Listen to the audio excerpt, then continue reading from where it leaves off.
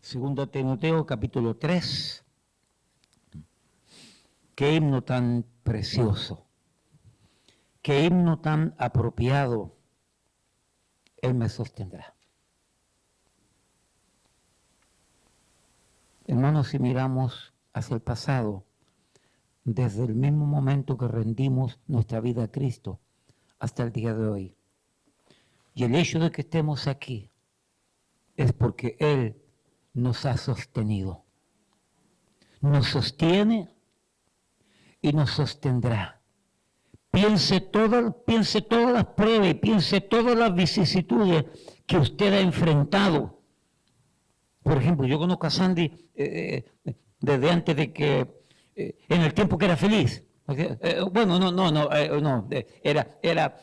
Le faltaba la otra mitad. Conozco a Sandy, a Jennifer, Elizabeth, Eliezer, los conozco desde añales. ¿Cuánto ha llovido en ese tiempo? ¿Habrá duda que Él me sostendrá? ¿Somos nosotros o es Él a través de nosotros que nos ha sostenido? Hermanos, no hay duda, no hay duda. Y Dios en su palabra nos enseña verdades que nos van a seguir sosteniendo y fortaleciendo. Segundo Timoteo 3, 16 y 17 dice: toda la Escritura es inspirada por Dios y útil, ¿para qué?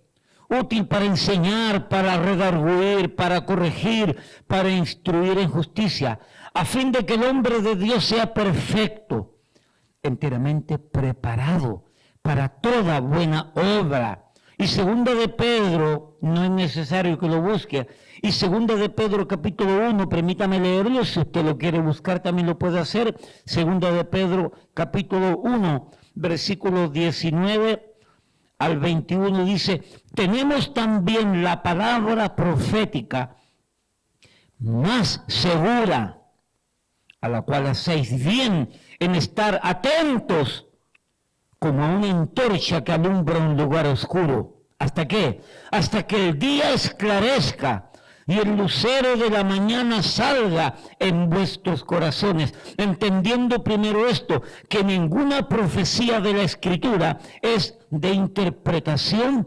privada, porque nunca la profecía fue traída por voluntad humana, sino que los santos hombres de Dios hablaron siendo inspirados por el Espíritu Santo. Cuán importante, cuán perentorio, cuán urgente es que ese libro que usted tiene en su mano, estas porciones de este libro que acabamos de leer, sean verdades que no solamente las leamos, sino que sean verdades que las creemos,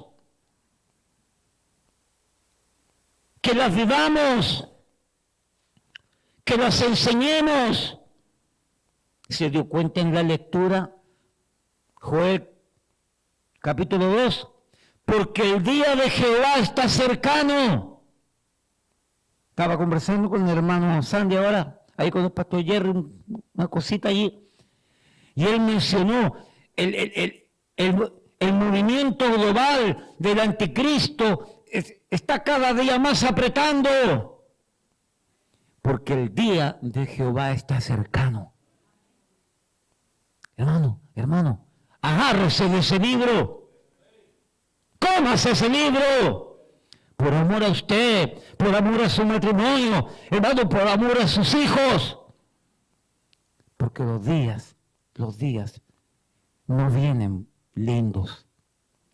Padre, bendice este tiempo, bendice tu palabra, porque de manera urgente, perentoria, necesitamos, oh Señor, alimentarnos, ser desafiados por usted, porque entendemos a ciencia cierta que el día de Jehová está cerca y no podemos andar jugando al cristianito y no podemos ser tibios, porque te vomitaré de mi boca, dice el Señor. Ayúdanos, Padre, ayúdanos a entender sabiduría, a entender la urgencia del tiempo y del momento que nos ha tocado vivir. Bendice cada presente, a los que están presencialmente aquí o en la cámara en diferentes latitudes. Aún bendice a aquellos hermanos que pudiendo venir por la tarde, no se animan a venir. Señor, bendíceles para que les nazca la necesidad en sus vidas de comer palabra de Dios, de alimentarse, Padre, de tu presencia, de desarrollar la fe por los tiempos en que vivimos. Bendice, Señor, este tiempo en el nombre de Jesús. Amén, amén. ¿Pueden tomar asiento?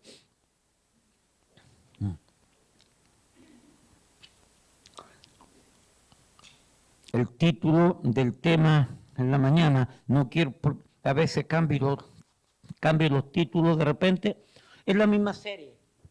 A mí me gusta predicar por series. Es la veracidad de la Biblia por la ciencia. En la mañana el número 1, esta tarde vamos a ver este número 2. Ya yo he enseñado estos temas en el pasado, pero estoy recordando y recopilando más información. Hermanos, la única manera que nuestra fe crezca es a través de ese libro que usted tiene ahí. La fe viene por el oír. ¿Y el oír qué? La palabra de Dios. El oírla, el leerla, el meditar en ella, nos va a hacer crecer nuestra fe, desarrollar nuestra fe, perfeccionar nuestra fe, hacer crecerla para que nos ayude. La fe no se ve, pero la fe se experimenta y la necesitamos para la vida diaria. Y hay verdades que nosotros tenemos que aprender de la Escritura, de los oráculos de Dios, que nos permiten darnos cuenta cuán maravilloso es este libro, cuán incuestionable, cuán indubitable, cuán certero, cuán veraz es este libro maravilloso que tenemos en nuestras manos. Escúcheme, yo entiendo por qué cientos de miles de hermanos en el pasado dieron su vida por este libro. Y no es en vano. El legado tiene que entregarse. Yo quedé asombrado y yo le dije un par de veces, el hermano Eliezer me mandó un link allí de una estadística de las iglesias. El 2% de las iglesias en este país están haciendo lo que tienen que hacer. El resto es un show. A nuestras visitas, para que sepan, aquí no van a ver niñas con danza, con pañoletas danzando y bailando, con movimiento extraño y con música extraña y con fuego extraño. Aquí no lo van a ver por si acaso. No lo estoy diciendo porque él es de esa línea. Él no es de esa línea. Yo sé de dónde viene él. ¿Ok? Pero es para ilustrar la idea. Aquí, esto no es un show. Esto es verdad. La Biblia es verdad. Y si es verdad, entonces no se puede tomar como un show, como un juego, como un elemento, como un pasatiempo. ¿Qué tiene que hacer el domingo? Bueno, tengo que ir a la iglesia a pasarlo bien. No. Sí, yo lo paso bien. En el Señor, en la palabra y con los hermanos. Y disfruto lo que aquí se hace. Yo no vengo a la iglesia porque soy pastor. Vuelvo a repetir, yo no vengo a la iglesia porque soy pastor. Yo estoy en la iglesia porque soy creyente, porque creo en este libro. Y necesito de la iglesia. La iglesia no necesita de mí. Yo necesito de la iglesia. Dios no necesita de mí. Yo necesito de la iglesia. Perdón, de Dios.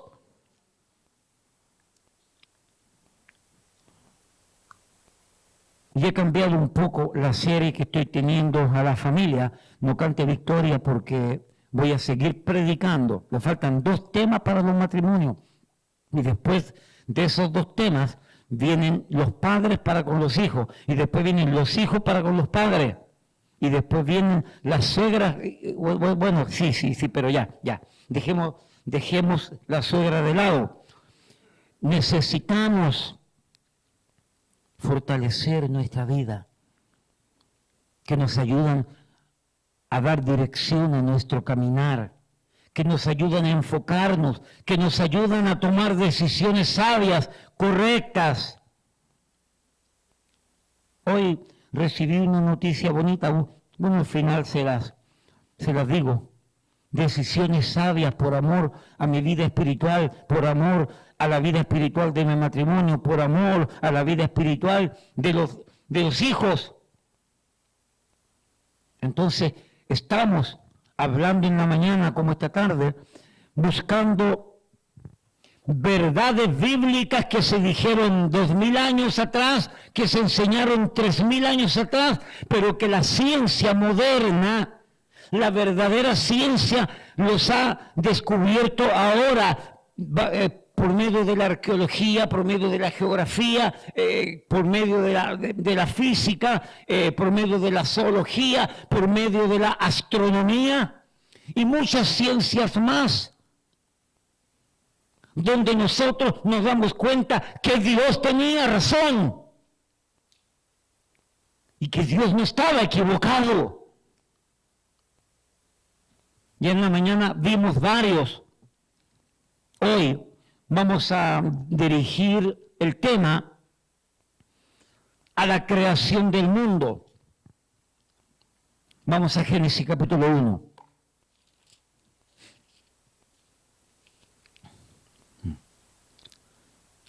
Primer enunciado, y con este enunciado hay tremendas predicaciones. En el principio creó Dios los cielos y la tierra.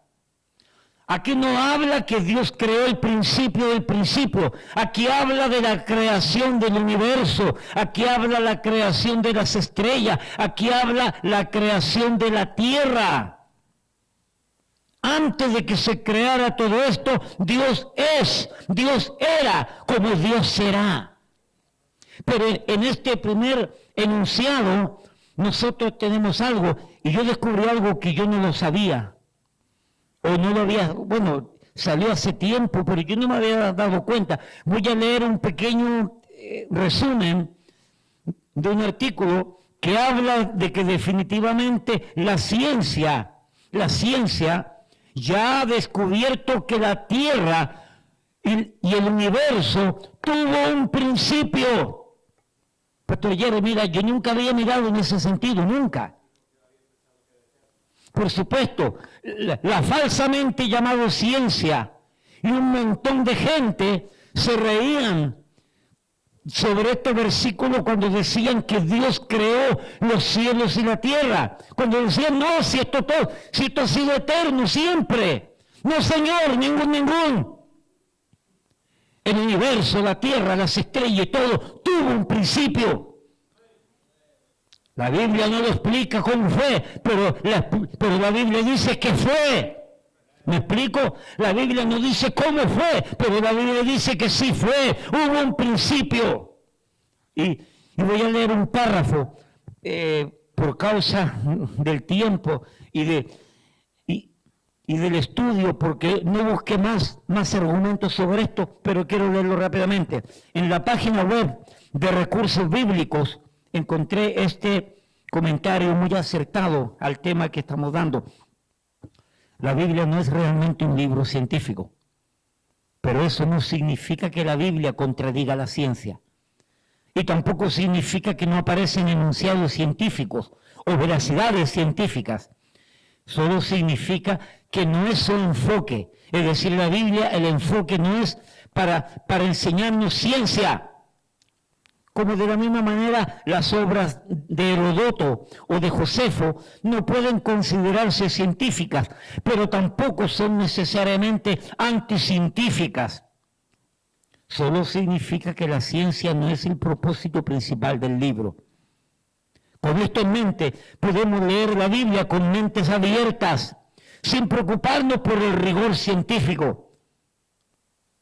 Es decir, podemos leerla con libertad, pero en sus páginas encontramos principios científicos que hoy se están descubriendo, que hoy están saliendo a la luz, pero que Dios los había escrito hace años atrás, miles de años atrás, tanto en el Antiguo Testamento como en el Nuevo Testamento.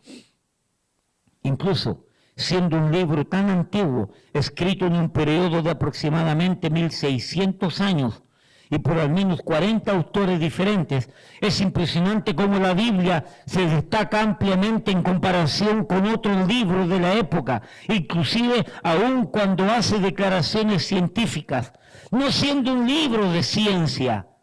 Y en relación a esto, descubrimientos científicos, declaraciones científicas, que prueban el relato bíblico, porque la ciencia descubrió ese antecedente, ese elemento, eso que ocurrió, pero que la Biblia ya lo enseñaba. Por lo tanto, sí podemos afirmar lo que dijo Robert Hastrow. Robert Hastrow, director del Instituto Goddard para Estudios Espaciales de la NASA. Y este pensamiento me pareció interesante para los que profundizan un poquito más. Este personaje, que es el director de algo de la NASA, y usted sabe lo que es la NASA, dice: el científico ha escalado las montañas de la ignorancia. Está a punto de llegar a la cima más alta. Pero cuando sube a la última roca, es recibido por una cantidad de teólogos que han estado sentados en ese lugar por siglos. ¿Entiende la frase? Los científicos, cuando llegan a descubrir algo y hacen gran asombro, y cuando llegan arriba, a ese momento de descubrirlo, se dan cuenta que hay un montón de teólogos que están sentados antes que ellos, porque esos teólogos ya lo enseñaron y ya lo dijeron. ¿De dónde? De la Biblia. ¿Me explico? Eso es lo que debemos de entender. Más adelante, en otra oportunidad, voy a dar más énfasis a esto, porque no logro captar todo esto. Así que hoy estudiaremos evidencias científicas en relación a la creación misma de los cielos y la tierra, de todo lo que se ve, de todo lo que vemos, sobre lo cual nos movemos, existimos y finalmente perecemos para irnos con el Señor. Ahora quiero que preste atención a este otro artículo.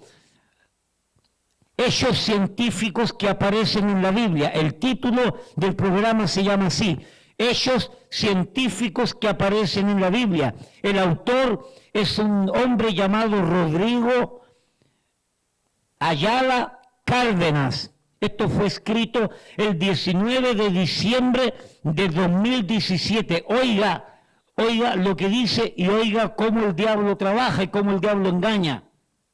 Mire lo que dice este hombre.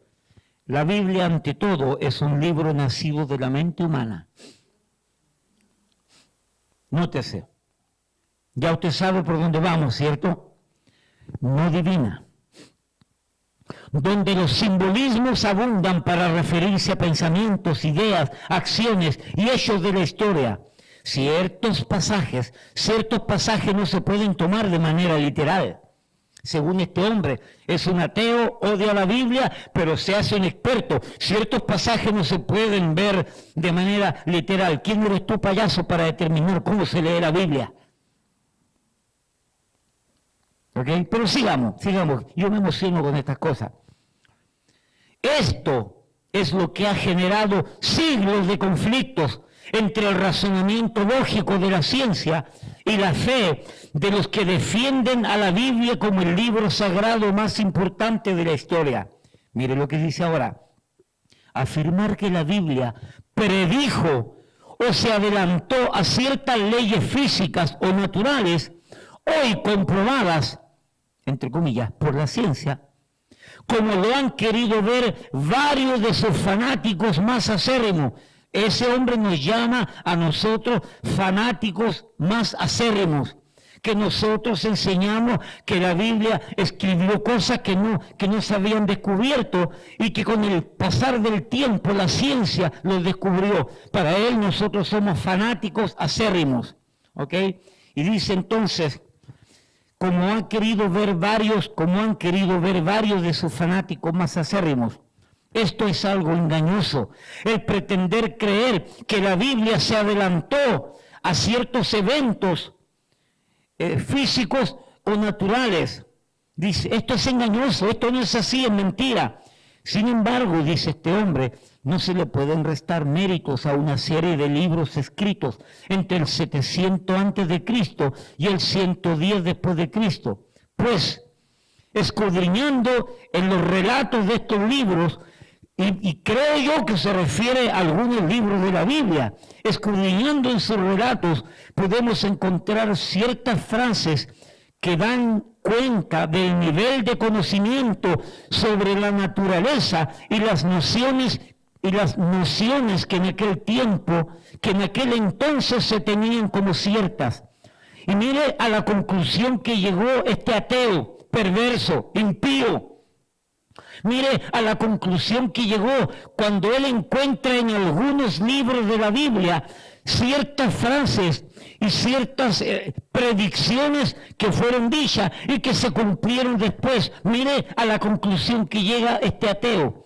Es muy probable que estemos subestimando la capacidad de los seres humanos de aquellos tiempos para hacer observaciones y comprobaciones científicas, hoy ratificada por los investigadores.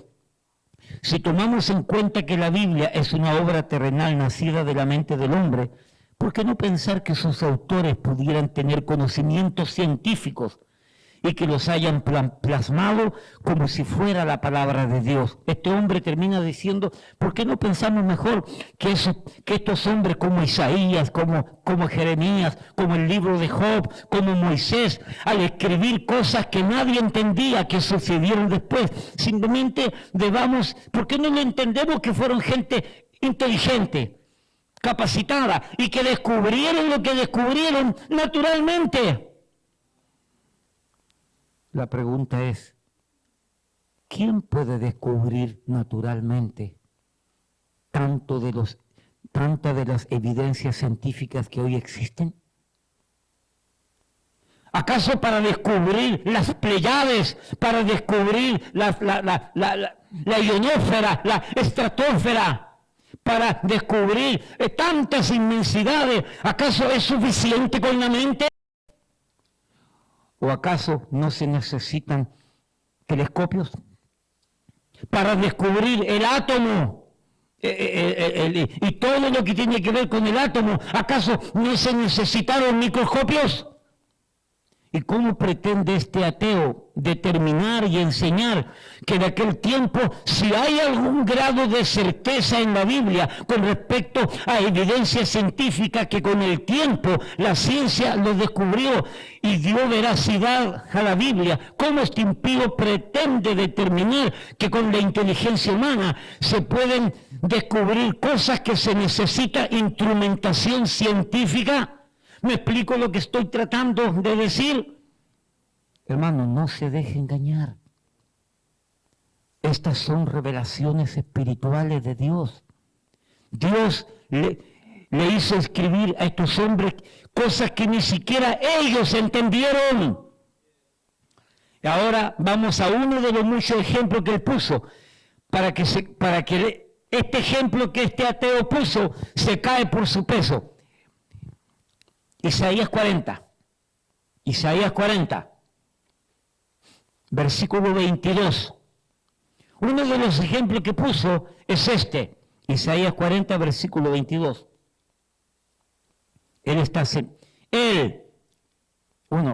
Puede que haya una versión diferente aquí. Él es el que está sentado sobre la redondez de la tierra. Allí dice el círculo de la tierra, ¿correcto? Ahora bien, este ateo toma como ejemplo para ridiculizar a la cristiandad, pero no sabe dónde está parado, porque mire lo que dice: durante varios siglos se tuvo la idea equivocada de que la tierra era plana. y que al final de la misma existía un borde y un abismo. Conocen ese antecedente, ¿cierto? Se creía que era plana y los barcos no podían ir hacia el mar adentro porque hay un horizonte y en ese horizonte el barco se iba a caer. ¿Ok? Ahora escúcheme, el libro de Isaías enseña, mas sin embargo, que la tierra es redonda. Él está sentado en el círculo de la tierra. Hermano de ser, ¿cuántos años antes de Cristo se escribió Isaías? Más o menos. ¿Ah? A ver, Sandy, ¿cuántos? 700 años estaban por ahí cerca. 700 años antes de Cristo, el Señor inspiró a Isaías para escribir que Dios estaba o está sentado en el círculo de la tierra. Ahora, la tierra no es una esfera perfecta, circular, pero es redonda.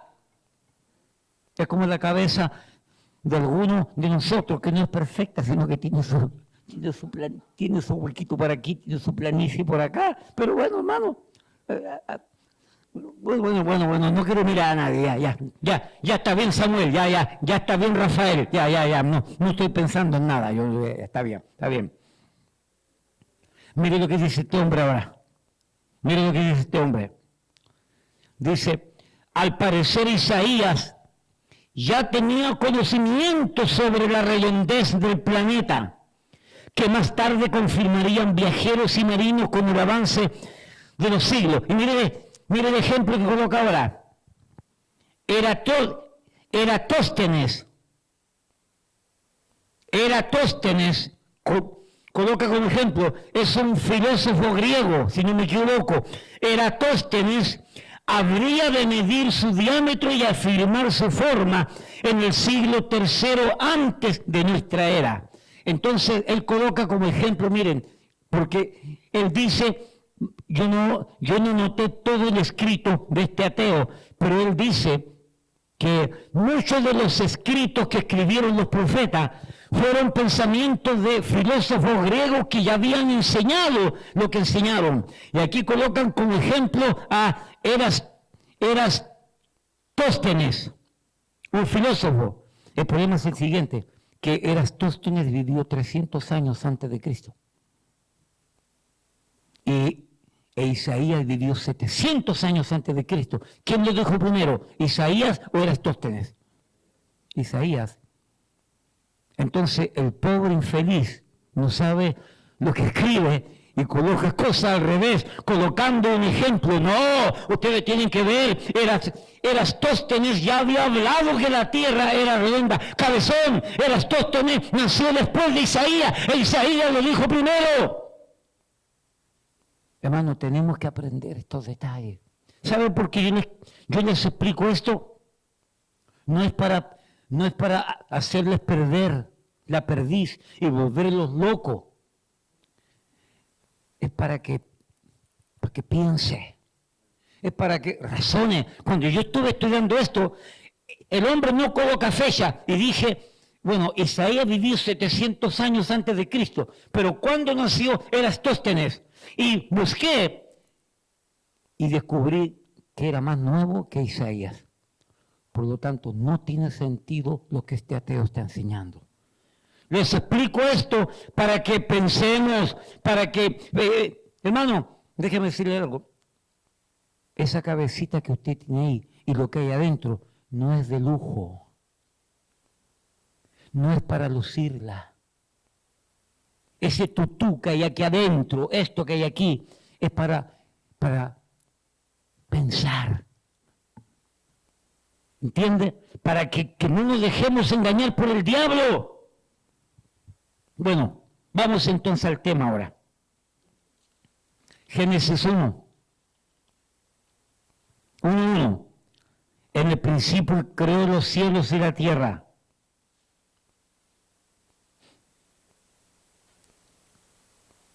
Okay. El universo tuvo entonces un comienzo. Una de las más simples verdades, menos mencionadas por muchos hoy día, porque todos sabemos que tuvo un comienzo. Pero extremadamente importante esta declaración por causa de nuestra fe en Dios y nuestra fe en la palabra de Dios. ¿Ok? Por esto se debe a que estemos en el siglo XXI, donde ya tenemos el conocimiento científico necesario para saber que el universo no es eterno, sino que tuvo un comienzo. Hasta hace poco, a principios del siglo pasado, era normal creer que el universo siempre había existido y por lo tanto no fue creado por nada ni por nadie. Según muchos, el universo sería eterno, pero Craig, un hombre llamado Craig, habla de ello con las siguientes palabras. Una de las principales doctrinas de la fe judeo-cristiana es que Dios creó el universo de la nada en un tiempo finito, en el pasado. La Biblia comienza con las palabras: en el principio creó Dios los cielos y la tierra. Pero en el año 1929, con el descubrimiento de la expansión del universo, esta doctrina fue radicalmente confirmada. Los físicos John Barrow y Frank Tipler explican: en esta singularidad el espacio y el tiempo llegó a existir. Literalmente nada existía antes de esta singularidad. Así que si el universo se originó en tal singularidad entre el tiempo y el espacio, realmente podríamos tener una creación ex nihilo, es decir, una creación de la nada. Contrariamente a todas las expectativas, la ciencia, por lo tanto, confirmó esta predicción religiosa.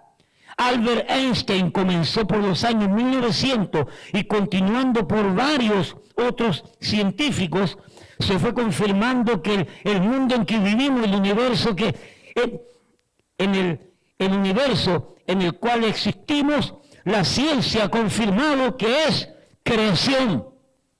Pero no lo enseñan así. Esto es bueno para tus hijos. Segundo, Génesis 1:1. En el principio creó Dios los cielos y la tierra. En este versículo 1 tenemos uno de los enunciados científicos más grandes, descubierto no más de 60, 70 años atrás. Yo le dije tiempo atrás y mencioné el nombre del científico que promulgó estas verdades y que ganó premios. Pero la Biblia ya lo decía en Génesis 1:1. Permítame explicárselo. La ciencia expresa el universo en 5 aspectos: tiempo, espacio, materia, energía y movimiento. Entonces me puse a estudiar qué ciencia. Miren, según el diccionario de la Real Academia Española, la ciencia de la física es la ciencia que estudia las propiedades de la materia y de la energía, considerando tan solo los atributos capaces de ser medidos. La física estudia todo lo que tiene que ver con la materia, pero que son y que la materia produce características que pueden ser medidos.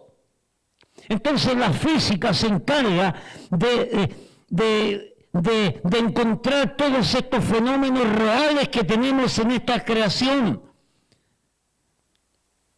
Y el versículo 1 y el versículo 2 nos enseña este enunciado científico descubierto 60, 70 años atrás, pero dicho por Moisés 1400, 1500 años antes de Cristo. Estas revelaciones fueron dadas a los hebreos 1400, 1500 años antes de Cristo. La primera frase, en el principio, y usted puede apuntarlo, en el principio, tiempo. Segundo, Dios creó energía. Tercero, el cielo, espacio. La tierra, materia. Y luego dice aquí, versículo 2, y la tierra estaba desordenada y vacía, y las tinieblas estaban sobre la faz del abismo, y el Espíritu de Dios se movía sobre la faz de las aguas. ¡Movimiento! Hermano, todo esto es medible por la física, es parte del mundo que Dios creó. Este enunciado científico apareció 70 años atrás, pero Dios ya lo decía en tu Biblia, y los hebreos ya lo conocían. enseñándonos todo esto. Lo primero que nos enseña todo esto, que Dios le dice al hombre que Él es el que controla todos los aspectos de la creación. Y Dios puso todo esto, Dios puso tiempo, principio, puso tiempo, energía, espacio, materia y movimiento, todo aspectos que se pueden medir por la ciencia. Sigamos adelante. Así que la ciencia expresa el universo con estos cinco términos: tiempo, espacio, materia, energía, movimiento. Es impresionante que en el primer versículo de la Biblia podamos encontrar estos 5 principios. ¿Ok? Por lo pronto, lo primero que Dios quiere que conozcamos es que Él es el Dios científico, creador de todo lo que existe. Dios es físico, Dios es químico, Dios es matemático, Dios es ingeniero, Dios es arquitecto, Dios es todo. Jeremías 31:35 dice: así ha dicho Jehová, que da el sol para luz del día, las leyes de la luna y de las estrellas para la luz de la noche, que parte el mar y braman sus ondas. Jehová de los ejércitos es su nombre. Hermano, Dios no se pierde. Hermano, ahí dice leyes del mar. Mire para acá. No lo tengo ahí, pero me recordé ahora. Aprenda a cambiar esta frase. No hay leyes naturales. No existe eso. Hay leyes divinas puestas por Dios en la naturaleza. La naturaleza no se manda por sí sola, la naturaleza tiene leyes y no son leyes producto de la propia naturaleza, son leyes que Dios estableció para la creación que existe. Por lo tanto, las leyes naturales, está mal dicho, las leyes divinas puestas en la naturaleza. Porque todo lo que existe tiene una ley. Todo, la creación tiene leyes. Y la ciencia las viene descubriendo, pero son leyes divinas, no son leyes naturales. Apréndase esos detalles, porque hoy por hoy y cada día más la madre tierra, madre tuya será, no mía. La madre tierra, no señor, como dicen algunos, la madre España, tuya será, no mía tampoco. ¿Ok? Nosotros tenemos que aprender a decir las cosas correctamente. Bueno, sigamos entonces, Isaías 40. Ahora vamos a la astronomía. Vamos a ver algunos aspectos de astronomía.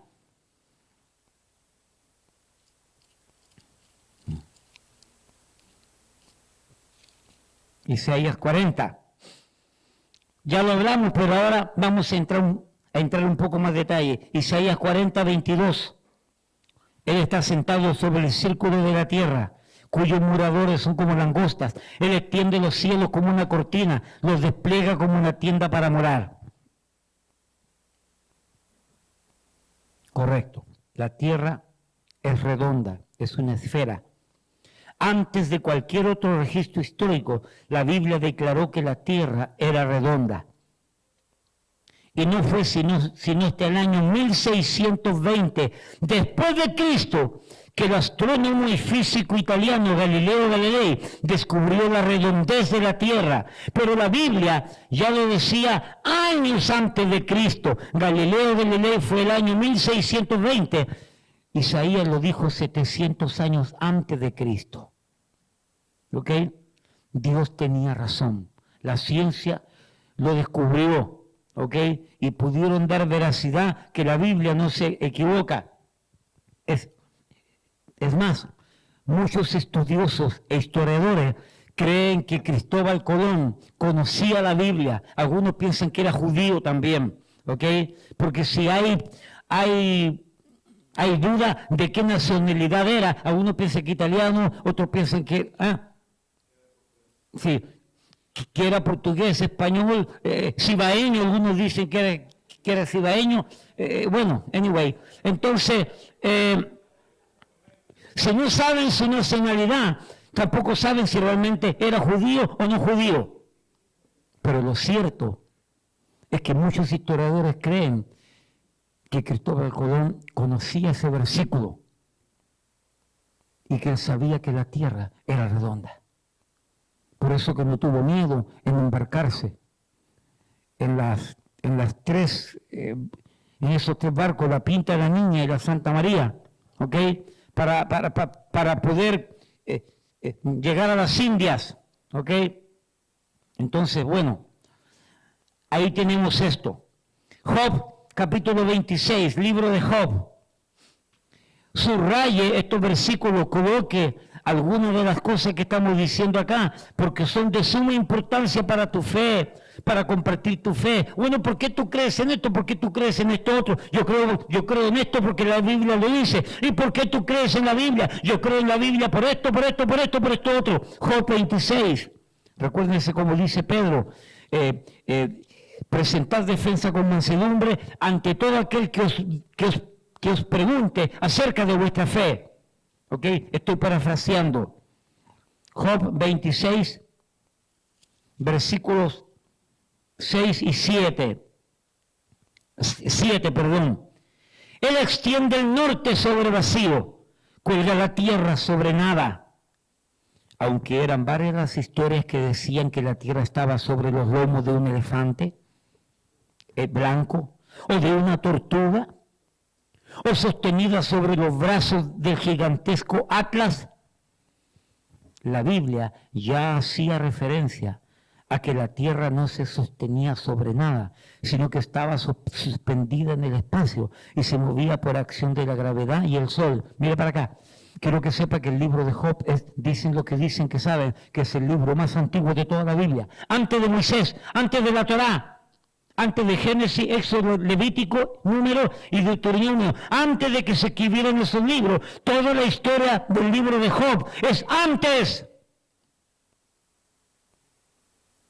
Y Job declara que la tierra, que Dios extiende el norte sobre vacío, cuelga la tierra sobre nada.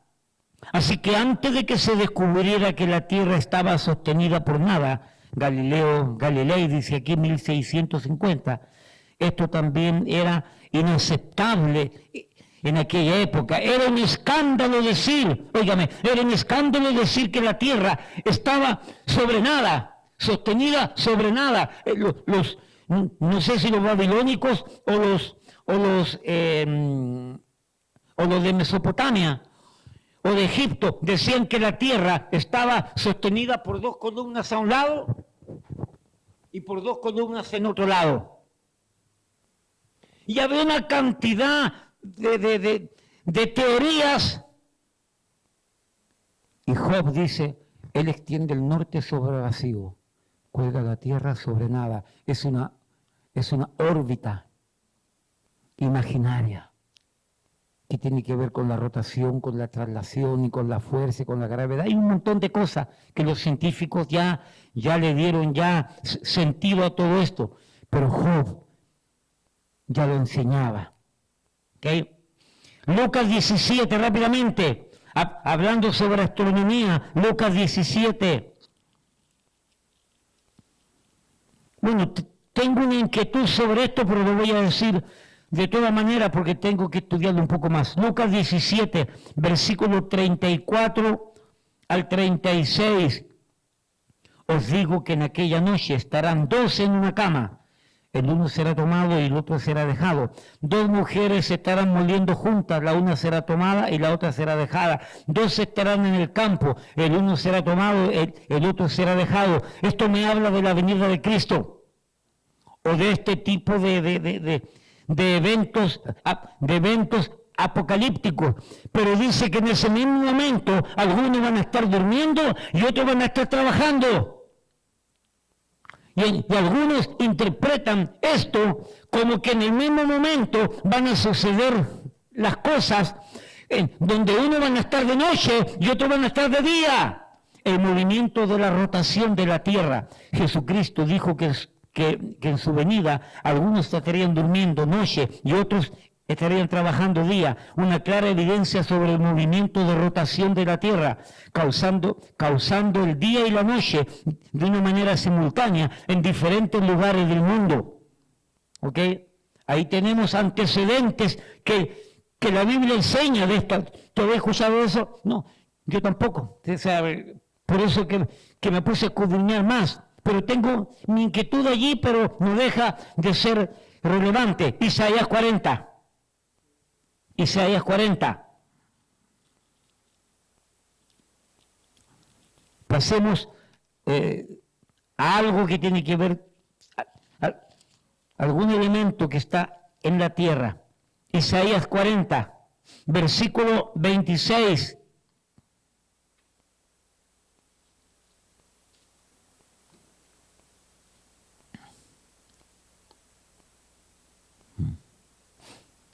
El número de las estrellas es finito. Nótese lo que estoy diciendo. El número de las estrellas es finito. ¿Es correcto o es falso? Déjame aclararlo. Es finito para Dios, pero es infinito para el hombre. Quédate en Isaías 40. Mira para acá. ¿Te recuerdas en Abraham? Cuando Dios le dijo a Abraham, sal de tu tienda. Mira las estrellas, si puedes contar las estrellas, así será la cantidad de hijos que tú tengas. Si puedes contar los granos de la arena del mar, vas a poder contar los hijos que tú tengas. ¿Sabe lo que estaba diciendo Dios ya en esos versículos? Que la cantidad de estrellas es infinita, humanamente hablando. Pero en Isaías 40, Dios dice que las conoce todas por su nombre. Nótese ¿cómo es la palabra? Nótese la dimensión en que se mueve Dios en relación al hombre. En un escrito, enseñanza pasada, que no la encontré porque tengo un montón de enseñanzas, miles de bosquejos. Hubieron diferentes científicos de aquellos años donde decían que la cantidad de estrellas eran 220. Otro dijo, no, muchacho, barbarazo, hablador, no son 220, son 750, dijo el otro. No, este par de payasos están equivocados, yo las conté, son 999. Y pelearon entre ellos por la cantidad de estrellas. Hermano, no hay forma de contar las estrellas. Hasta que tuvieron que reconocer que es imposible. Y siguen descubriendo galaxias y galaxias y galaxias y galaxias y no tiene fin. La Biblia tenía razón. Hoy por hoy ya la ciencia dice, no hay manera de determinar el número de estrellas. Cuando antiguamente trataron de contar el número de estrellas, es imposible, humanamente hablando. Pero para Dios, Isaías 40, 26 dice, levantad en alto vuestros ojos y mirad quién creó estas cosas. Él saca y cuenta su ejército, a toda llama por sus nombres. Él saca y cuenta su ejército, a toda llama por sus nombres. Ninguna faltará, tal es la grandeza de su fuerza y el poder de su dominio. Este versículo se refiere a las estrellas. Sigamos allí. Ya hablé sobre Abraham. Job, capítulo 36, Job. Nuevamente, vamos a Job. Job 36.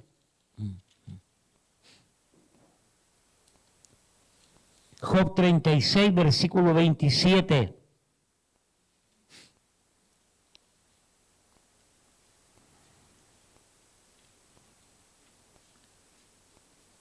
Job 36, versículo 27.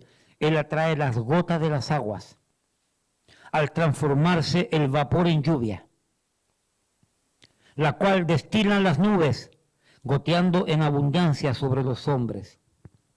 ¿Quién podrá comprender la extensión de las nubes y el sonido estrepitoso de su morada? El ciclo hidrológico.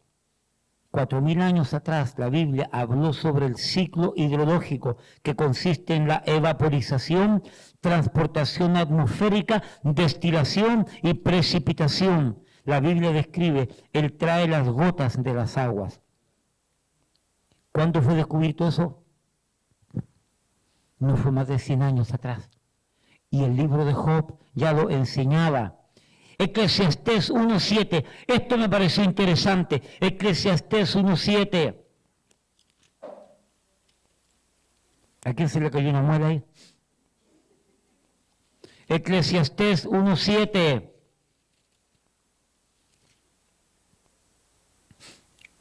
Aquí tenemos tres cositas muy curiosas. 4, versículo 4. Mire, aquí hay diferentes ciclos que la ciencia ha venido descubriendo a poco. Primero, el primer ciclo del hombre, generación va y generaciones vienen. El hombre así, van y vienen, van y vienen. Versículo 5, sale el sol y se pone el sol y se apresura a volver al lugar de donde se levanta, el ciclo solar. Versículo 6, el viento tira hacia el sur y rodea al norte, va girando de continuo y a sus giros vuelve el viento de nuevo, el ciclo del viento. Y luego dice aquí, versículo 7, los ríos todos van al mar y el mar no se llena. Al lugar de donde los ríos vinieron, allí vuelven para correr de nuevo. Hermano, estos versículos del capítulo 1 de Eclesiastés habla del ciclo de las aguas, de los ríos, del viento, del sol. ¿Cuándo se descubrieron estos ciclos? Científicamente hablando. ¿Cuándo humanamente fuera de la Biblia se habló por primera vez? La Biblia ya lo enseñaba. La Biblia ya lo enseñaba. La Biblia tenía razón. Job 28:25. Este me parece interesante, porque aquí tengo más antecedentes. Job 28:25. Dice, al dar peso al viento y poner las aguas por medida. Pero la primera frase, al dar peso al viento, ¿quién se iba a imaginar que el viento, el aire, pesa? El aire, mire, tóquelo. ¿Le pesa? No, pero pesa. Y la Biblia así lo enseña y parece un pensamiento ridículo. Hombre, no seas tonto, ¿cómo va a pesar el aire? No fue sino que hasta el físico y matemático italiano Evangelista Torricelli, que nació en el año 1644, fabricó el primer barómetro. Y con este se descubrió que el viento tenía peso el año 1640 después de Cristo. Pero aquí el libro de Job, el más antiguo de la Biblia, lo dice de años atrás. ¿No se da cuenta que la Biblia tiene veracidad? Hermano, para ir terminando, me falta tiempo para hablar de lo que dice la Biblia acerca de las fuentes de los océanos, de los montes en el fondo del océano, de una era de hielo, de la medicina dentro de las plantas, de materia oscura y agujeros negros, Isaías 50. No tengo tiempo para explicar la primera ley de la termodinámica, no tengo tiempo para explicar la segunda ley de la termodinámica, no tengo tiempo para enseñar corrientes oceánicas, ciclo de evaporación y condensación, la Biblia y el ciclo de las corrientes de aire, el ciclo meteorológico, la estructura invisible de la materia, las ondas de radio, la Biblia lo habla, el ciclo hidrológico del agua, bueno, eso lo vimos, las constelaciones, el circuito del sol, bueno, eso lo leímos. Hay mucha información, pero quiero terminar con esta que me llamó la atención. La oceanografía, como se entiende, es el estudio del océano. El padre de la oceanografía moderna es reconocido como Matthew Maury. Matthew Maury es el padre de la oceanografía moderna. Nació en el año 1806 y se fue el año 1873. Pero nótese, en su biografía relata que un día, al estar leyendo la Biblia, busque Salmo 8, estaba leyendo los salmos, y leyó el Salmo 8.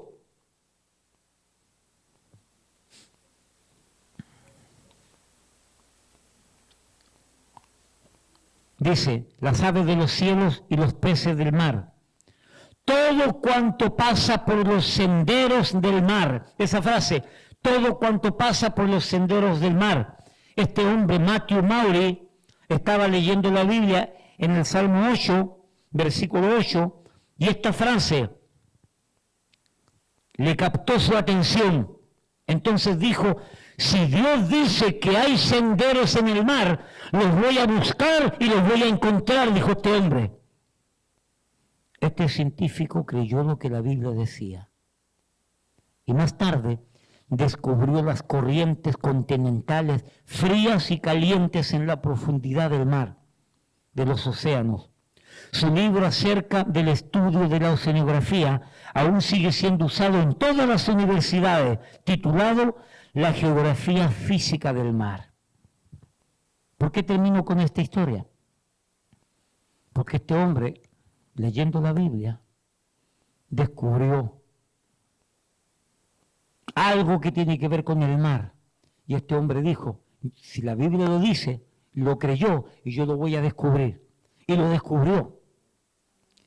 Ahora me recuerdo un artículo que leí años atrás, cuando la Biblia dice en Génesis 6, harás un arca de madera de Ofer y la calafatearás, es decir, la sellarás con brea. Eso es petróleo.